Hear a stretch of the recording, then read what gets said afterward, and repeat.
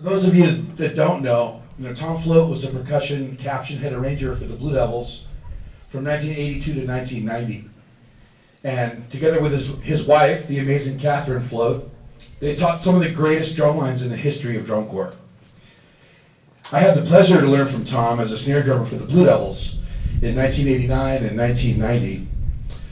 After I aged out, Tom asked me to teach Velvet Nights with him, and then Long Beach City College, and he brought me on to Disneyland with the Magic Nim Corps, and we also worked together to create a show called the Trash Can Trio at Disneyland. So we pitched that show to Disney. We worked it up at Tom's house, and then we pitched it to Disney, and then boom, magically out of nowhere, he made musician union jobs for all of us out of thin air, and countless other players from Florida and Tokyo Disneyland, because they expanded the group. So a lot of Rudimental guys got a chance to travel overseas and play, not to mention his shows he put in at SeaWorld. Tom Float was a legend.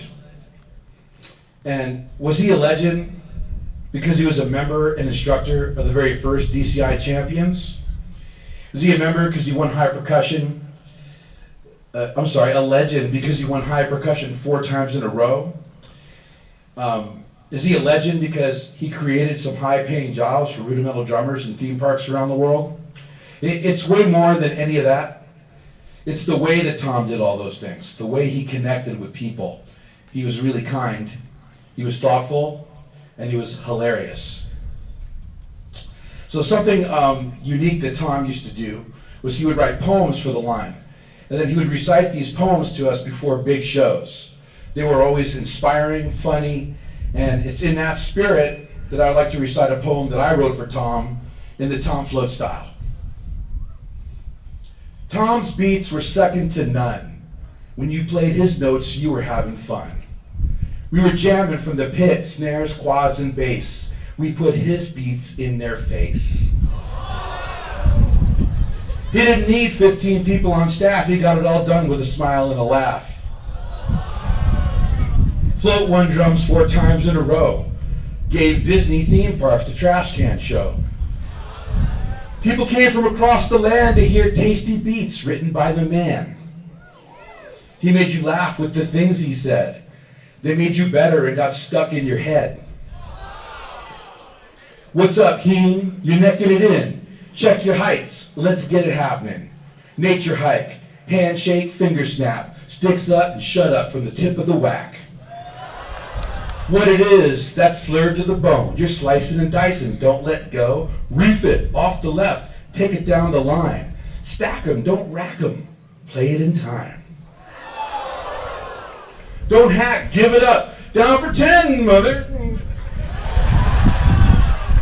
Huffed up, huckadicks, cheddaches, cheese, swingles, squeezes, gluttondus, Chuck E. Cheese. 4-2-1, the grid, bucks till we're rich. Darls, arls, how about it? This time cleaner I cut the quads. So Tom's passing made me think really hard about what really matters. I think the most important thing in this life is just to create a ripple of positivity, to be remembered after you're gone as someone that made things better. And that's what my friend Tom Float did. And I'm forever grateful that I had an opportunity to know him and be his friend. So one of the phrases he used to say, it was hilarious, but I'm going to do it in a different way. But he used to say, I got good news and I got bad news. But the good news is Tom was jamming. The bad news is he's jamming somewhere else now. So we love you, Tom, and you'll never be forgotten. Thank you, guys.